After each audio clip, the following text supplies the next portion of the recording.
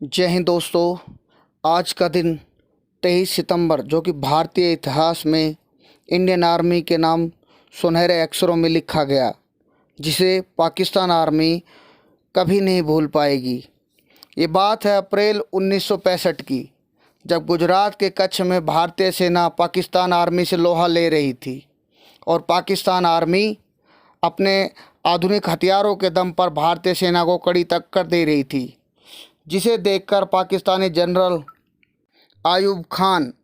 जोश में आकर एक बड़ा ऑपरेशन लॉन्च कर देता है, जिसका नाम था जिब्राल्टर,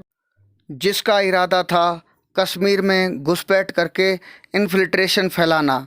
जिसके लिए पाकिस्तान आर्मी ने 40,000 घुसपैठिए तैयार किए थे, जिनका काम था वहाँ के लोगों को बहकाना और भारत के खिलाफ बगावत करने के लिए उन्हें उकसाना और भारतीय सैनिकों के ठिकाने पर घुसपैठ करना और उन पर अपना कब्जा करना। पाकिस्तानी सेना ने इन घुसपैठियों का नाम गाजी फोर्स रखा था।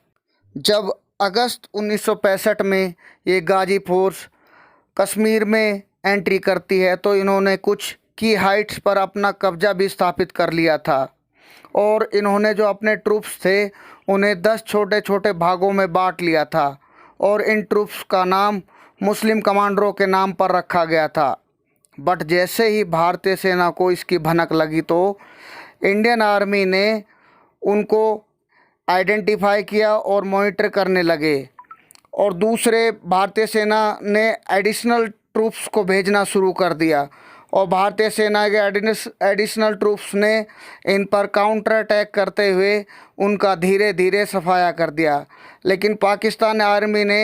एक और ऑपरेशन जो कि जिब्राल्टर के साथ शुरू किया था, जिसका नाम था गार्ड स्लाम,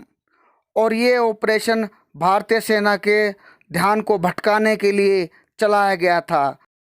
भारतीय सेना तो गार्ड स्लाम में व्यस्त रहेगी और हम अपने ओरिजिनल ऑपरेशन जिब्राल्टर में कामयाब हो जाएंगे। जब ऑपरेशन जिब्राल्टर कामयाब नहीं हो रहा था, तो पाकिस्तान ने 1 सितंबर 1965 को गार्ड स्लाम जो कि शुरू किया गया था, जिसका एम था अखनूर ब्रिज को उड़ाना, ताकि भारतीय सेना अपने एडिशनल ट्रूप्स को डिप्लॉय ना कर पाए।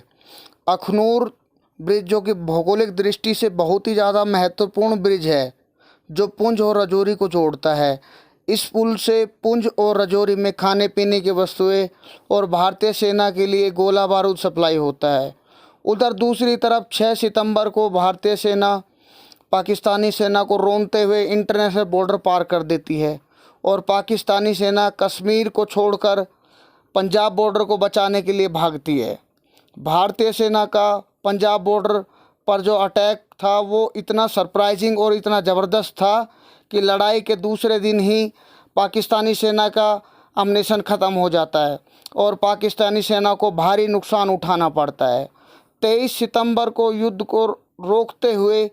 पाकिस्तानी सेना ने आत्मसमर्पण कर दिया और